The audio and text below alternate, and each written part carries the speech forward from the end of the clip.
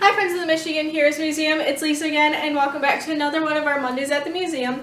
Today I'm here with my dad, Scott Furtaw, and he's going to be telling us a little bit about his favorite astronaut here in the museum, Mr. Jack Lousma.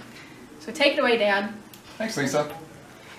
So, as you know, everybody in this room I consider a hero, but just like a fan of the Detroit Tigers has that one special Detroit Tiger that they call their favorite baseball player. This is my favorite astronaut, Colonel Jack Lousma. Jack was the first astronaut that I wrote to when I was a kid. I was about 10 years old at the time, and I wrote him a letter, and he sent me an autograph photo back, and always remembered that act of kindness. I'd like to tell you a couple stories that you won't read here or normally see when you read stories about this particular person. He was a senior in college the first time he heard the word astronaut. There were no astronauts up until that point, so that was a very new word at the time.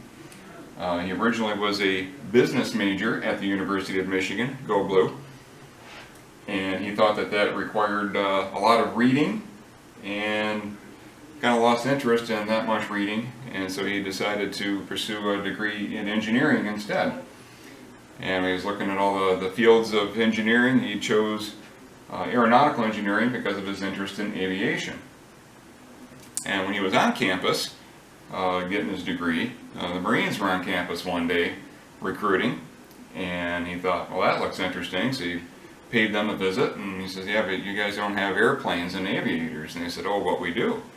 Like, oh, well, that sounds interesting. So he signed up to become a Marine aviator. So after graduation, and he was in active duty with the Marines, at that time he thought the astronaut program, this was back in the mid-60s, that the astronaut program was a we will call you, you don't call us type program.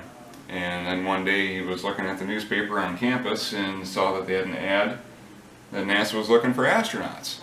And he thought, well, that looks interesting. And so he put in his application to become an astronaut, and his wife Gracia supported him 100%, which he later learned was because that she didn't think that he had a very good chance of becoming an astronaut because so many people were applying. But he applied, he got selected, and had 2 very successful space flights. That's very cool. Is there anything else that you want to share? Because I know you have met him multiple times. Is there any other personal stories that you'd like to share? Yeah, so one in particular, and first I'll say that I've had this individual up on a pedestal since I was 10 years old, and every interaction I've had with him, whether it's been through the mail, in person, email, or one very special phone call, he has only elevated his position on that pedestal. He's just a class act, true gentleman in every sense of the word. But when Lisa was 4 years old, we saw him at an event, and they had a little Q&A, and she wouldn't ask him a question until everybody else had left, and she asked him, who's your favorite princess? Mine's Cinderella. And Colonel Lousma did not miss a beat. Without any hesitation, he said, Cinderella, huh? Well, my favorite princess is my wife. Now, his wife was not there at this event. That's just an example of who he is. He doesn't get any brownie points for this.